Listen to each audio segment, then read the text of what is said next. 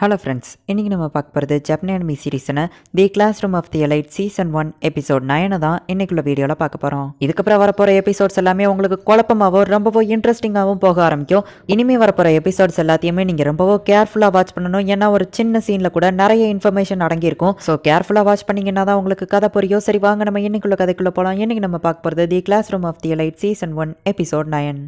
இப்போ கரையில் கொண்டு வந்து எல்லா ஸ்டூடெண்ட்ஸையும் விட்டுருந்தாங்க. அவங்களுக்கு அந்த ஒரு வாரத்துக்கு தேவையான அத்தியாவசிய பொருட்களை மட்டும்தான் கொடுத்து அனுப்பியிருக்காங்க. நமக்கு ஒரு வாரத்துக்கு இது மட்டும் தான் இருக்கா அப்படின்னு சொல்லிட்டு கிளாஸ் டீல இருக்கிற எல்லாருமே வருத்தப்படுறாங்க. கிளாஸ் சி அண்ட் ஏவோட லீடர் தனியா மீட் பண்ணி பேசிக்கிட்டாங்க. நீ ஸ்டூடெண்ட் கொஞ்சம் பிரசிடென்ட்டாக ட்ரை பண்ணி ரிஜெக்ட் ஆனது எனக்கு நல்லாவே தெரியும். உங்க கிளாஸ்ல இருக்கிற அந்த பொண்ணை தோக்கடிக்கணும்னா இந்த பிளான் தான் நம்ம 2 பேருக்குமே நல்லது அப்படின்னு சொல்லி அந்த கிளாஸ் சி லீடர் அங்கிருந்து கிளம்புறான். அந்த ஒரு வாரத்துக்கு அவங்க கிட்ட என்னெல்லாம் இருக்கு அப்படின்னு சொல்லிட்டு ஹிராட்டா லிஸ்ட் போடுறான். அப்ப நம்ம சாப்பாடு வாங்கலாமே அப்படின்னு சொல்லவோ அதுக்கு நிறைய எஸ் பாயிண்ட் செலவாகும். நம்ம அனாவசியமாலாம் செலவு பண்ணக்கூடாது அப்படின்னு ஹிராத்தா சொல்றான். ஆமா அதுல என்ன போட்டிருக்கு அப்படின்னு சொல்லி ஒரு பொண்ணு கேட்கவும் நம்ம என்னெல்லாம் பண்ணா எஸ் பாயிண்ட்டை இழப்போம் அப்படின்னு சொல்லி இதுல போட்டிருக்காங்க.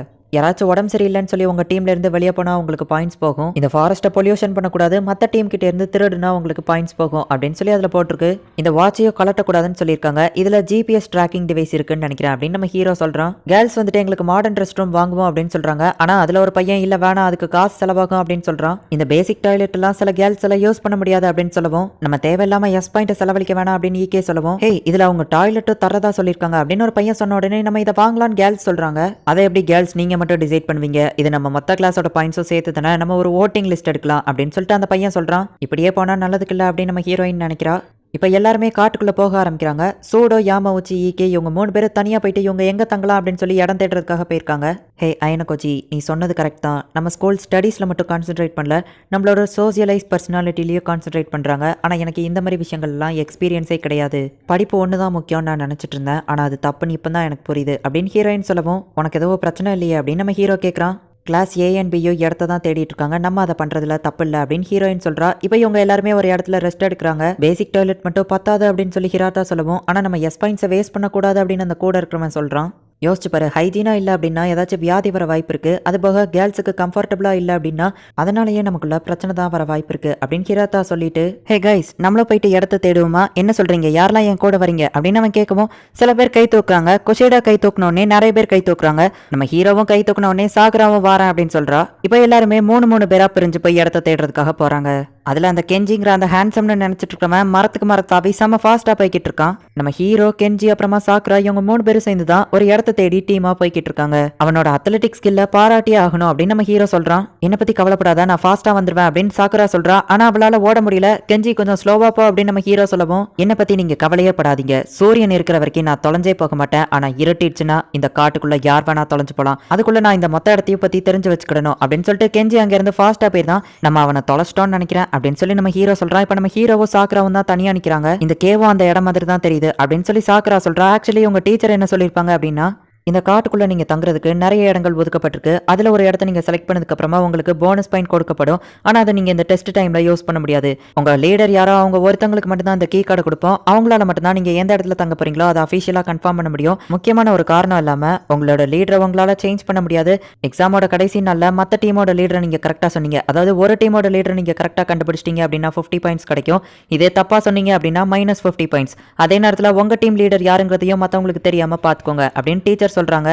இப்ப சாக்குரா அந்த கேவுக்குள்ள போலான்னு போகும்போது நம்ம ஹீரோ அவளை பிடிச்சி இழுக்கிறான். கிளாஸ் ஏவோட லீடர் ஆல்ரெடி அந்த இடத்துக்கு வந்திருக்கான். அவன் கையில தான் அந்த லீடர் கீ கார்டும் இருக்கு. சார் நீங்க இந்த இடத்த கன்ஃபார்ம் பண்ணிட்டீங்கன்னு நான் மத்தவங்ககிட்ட போய் சொல்றேன் அப்படின்னு கூட இருக்கிறவன் சொல்லவும் பார்த்து பேசு, நான் தான் லீடர் அப்படிங்கறது யாருக்கும் தெரியக்கூடாது, நம்ம ரொம்பவும் கேர்ஃபுல்லா இருக்கணும், யார் வேணாலும் கேட்டுட்டு இருக்கலாம். இங்க இருக்கிற ஷார்ட் ரூட் எல்லாத்தையுமே நான் கண்டுபிடிச்சு வச்சிருக்கேன், அவங்க என்ன பிளான் போடுறாங்கன்னு எனக்கு தெரியும். ஹே ஒரு நிமிஷம் வெயிட் பண்ணு அப்படின்னு சொல்லிட்டு அந்த கிளாஸ் ஏவோட லீடர் நம்ம ஹீரோ இருக்கிற சைடு வரான். நம்ம ஹீரோ மாட்டிப்பானோன்னு பார்த்தா நம்ம ஹீரோ அந்த இடத்துல இல்ல. ஒன்றும் இல்லை அப்படின்னு சொல்லிட்டு அவன் அங்கேருந்து கிளம்புறான். பார்த்தா நம்ம ஹீரோ கொஞ்சம் தூரம் தள்ளி இருக்கிறான். சாக்குராக்கு நம்ம ஹீரோ மேலே ஒரு க்ரஷ் இருக்கிறதுனால இவ்வளோ நேரம் அவன் கட்டி பிடிச்சிட்டு இருந்ததுல அவன் ரொம்பவும் வைக்கப்படுறா. அந்த கிளாஸ் ஏ ஆளுங்க அந்த லீடர் கீ கடை வச்சு அது அவங்களோட இடம் அப்படின்னு சொல்லி கன்ஃபார்ம் பண்ணிட்டு போயிட்டாங்க. அப்படின்னா அந்த மொட்டத்தலையும் தான் அந்த கிளாஸ் ஏவோட லீடர், நமக்கு ஒரு நல்ல இன்ஃபர்மேஷன் கிடைச்சிருக்கு அப்படின்னு சொல்லி சாக்குரா சொல்றா. இப்போ அதை நம்ம ஹீரோயின் கிட்ட போய் சொல்றாங்க. கைஸ் ஈகே நமக்காக ஒரு இடத்த கண்டுபிடிச்சிருக்கான் அப்படின்னு சொல்லி அவங்க எல்லாரையும் கூட்டிட்டு போறாங்க. பார்த்தா அவன் ரிவர் சைடு இருக்கிற ஒரு இடத்த கண்டுபிடிச்சிருக்கான். உண்மைதான், இங்க அந்த கீ கடை வைக்கணும் அப்படின்னா நம்ம இதை அஃபிஷியல் ஆக்கிக்கிடலாம் அப்படின்னு நம்ம ஹீரோ சொல்றான். நம்ம இடத்துக்கு பக்கத்துலேயே ரிவர் இருக்கிறதுனால இந்த இடமே நமக்கு ஓகே தான், நமக்கு ரொம்பவும் யூஸ்ஃபுல்லாக இருக்கும். ஸோ இந்த இடத்தையே 8 ஹவர்ஸ்க்கு ஒருக்கா நம்ம ரெனியூல் பண்ணிக்கிடலாம் அப்படின்னு சொல்லி அவங்க எல்லாருமே ஓகே சொல்கிறாங்க. இப்போ யாரை கிளாஸ் டிக்கு லீடர் ஆக்குறது அப்படின்னு சொல்லி அவங்க ஒரு டெசிஷன் எடுக்கணும். ஹிராட்டாவும் அவனோட கேர்ள் ஃப்ரெண்ட் ஐசாவாவும் லீடர் ஆகணும் அப்படின்னு சொல்லி ஆசைப்படுறாங்க. நீங்கள் 2 பேருமே நல்ல ஆளுங்க தான், ஆனால் ஒரு லீடராக இருக்க வேண்டியவங்க அதிகாரமாக பண்ணணும், அதே நேரத்தில் பொறுப்பாகவும் பார்த்துக்கிடணும். நம்ம கிளாஸில் அப்படி இருக்கிற ஒரே ஆள் அது ஹோரகிட்டா தான் அப்படின்னு குஷேடா சொல்கிறா. ஹோரகிட்டா லீடர் ஆகுறதுல எங்களுக்கும் சம்மதம் தான் அப்படின்னு எல்லாரும் சொல்லவும், ஒருவேளை அவளுக்கு விருப்பம் இல்லைனா நான் லீடர் ஆகுறேன் அப்படின்னு சொல்லிட்டு சோடா சொல்லவும், நானே லீடர் ஆகுறேன் அப்படின்னு நம்ம ஹீரோயின் சொல்றா.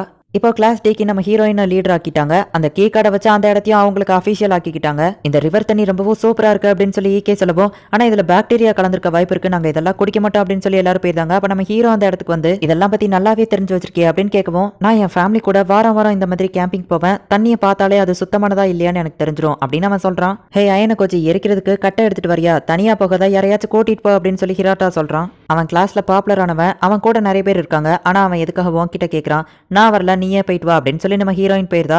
இப்போ நம்ம ஹீரோ சாக்குராவை கூப்பிடவும் கூட இருக்கிறவனும் சேர்ந்து வாரான். ஹே அயன கோஜி, சாக்குரா முன்னாடி நான் ரொம்பவும் நல்லவனா நடந்துக்கிட்டு அவன் மனசுல இடம் பிடிக்க போறேன் அப்படின்னு அவன் சொல்லவும், இதுக்கு தான் நான் கூப்பிடாமலேயே கூட வந்தியா அப்படின்னு நம்ம ஹீரோ யோசிக்கிறான்.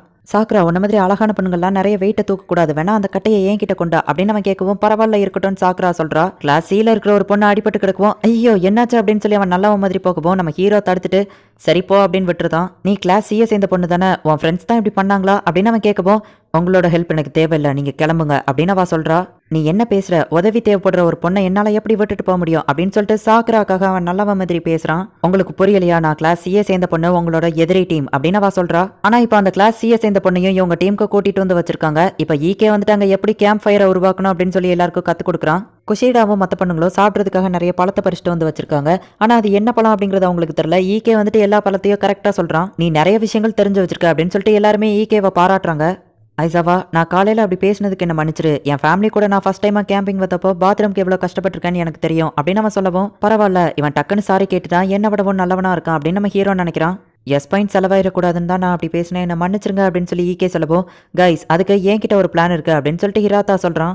எல்லா டைமுக்குமே மொத்தமாக 300 பாயிண்ட்ஸ் கொடுத்துருக்காங்க. நம்ம இந்த வீக்கோட எண்டிங்கில் கரெக்டாக 120 பாயிண்ட்ஸ் இருக்கிற மாதிரி பார்த்துட்டு நமக்கு தேவைப்படுற அத்தியாவசியங்களுக்காக பேலன்ஸ் 150 பாயிண்ட்ஸை செலவு பண்ணுவோம் அப்படின்னு சொல்லவும், நானும் இதே பிளானை தான் யோசிச்சேன் அப்படின்னு சொல்லி ஹீரோயின் சொல்றா. நம்ம வாட்டர் பாட்டில் வாங்க வேணாம், அதுக்கப்புறமா சாப்பாடுக்கு இந்த பழத்தையே வச்சு மேனேஜ் பண்ணிக்கிடலாம், அப்படின்னு நம்ம பண்ணா கூட நம்ம நிறைய எஸ் பாயிண்ட்ஸை சேவ் பண்ணலாம் அப்படின்னு சொல்லி அவங்க பிளான் போடுறாங்க. இப்போ நம்ம ஹீரோ வந்துட்டு அந்த சி கிளாஸ் பொண்ணுகிட்ட போயிட்டு பேசுறான். உன்னை என்ன பண்றது அப்படிங்கறத பத்தி தான் அவங்க பேசிட்டு இருக்காங்கன்னு சொல்லவும், அவங்க யாரும் என்ன நம்ப மாட்டாங்க அப்படின்னு சொல்லி அவ வருத்தப்படுறா. குஷேடா வந்துட்டு அவளுக்கு சாப்பாடு கொடுக்கவும், நான் உங்க எதிரி கிளாஸ் பொண்ணு, நீங்க எல்லாருமே முட்டாளுங்க அப்படின்னு அவ சொல்லவும், நாங்க அதெல்லாம் கண்டுக்கிட மாட்டோம் அப்படின்னு குஷேடா சொல்றா. அவன் இப்படி பண்ணிட்டானே அப்படின்னு சொல்லி ஒருத்தன் கத்திட்டு இருக்கான். என்ன அப்படின்னு பார்த்தா கொயிஞ்சி உடம்பு சரியில்லைன்னு சொல்லி திரும்ப அந்த கப்பலுக்கே போயிட்டான். இப்போ அதனால நமக்கு 30 பாயிண்ட்ஸ் லாஸ் ஆயிடுச்சு. இப்போ நம்ம பிளான் மொத்தமாக வேஸ்ட்டாக போச்சு அப்படின்னு சொல்லி அவங்க வருத்தப்படுறாங்க. இங்கே அந்த கொயிஞ்சி உண்மையிலேயே நல்லா தான் இருக்கான், வேணும்னே அந்த ஷிப்க்கு வந்திருக்கான். இந்த இடத்துலயே இந்த எபிசோட் முடியுது. காட்டுக்குள்ள இருந்து எதுக்காக கஷ்டப்படணும் அப்படின்னு சொல்லிட்டு அவன் வந்துட்டான். ஆனால் அவனால இப்போ அந்த கிளாஸ் டீம் மொத்தமுமே வருத்தப்பட போறாங்க. அவங்களோட பாயிண்ட்ஸ் மட்டும் கம்மியாயிடுச்சு அப்படின்னா திரும்பவும் அவங்க ஃபெயில் ஆயிருவாங்க. என்ன நடக்க போகுது அப்படிங்கிறத பொறுமையா நெக்ஸ்ட் எபிசோட்ல பார்த்து தெரிஞ்சுக்கோங்க. இதுக்கப்புறம் கதை ரொம்பவுமே இன்ட்ரெஸ்டிங்காக போகும். ஸோ மிஸ் பண்ணாம பார்த்து என்ஜாய் பண்ணுங்க. அண்ட் உங்களுக்கு இந்த வீடியோ பிடிச்சிருந்தது அப்படின்னா லைக் பண்ணிட்டு அப்படி மறக்காம நம்ம சேனலை சப்ஸ்கிரைப் பண்ணிருங்க. தேங்க்யூ ஃபார் வாட்சிங். Bye guys. நெக்ஸ்ட் எபிசோட்ல மீட் பண்ணலாம்.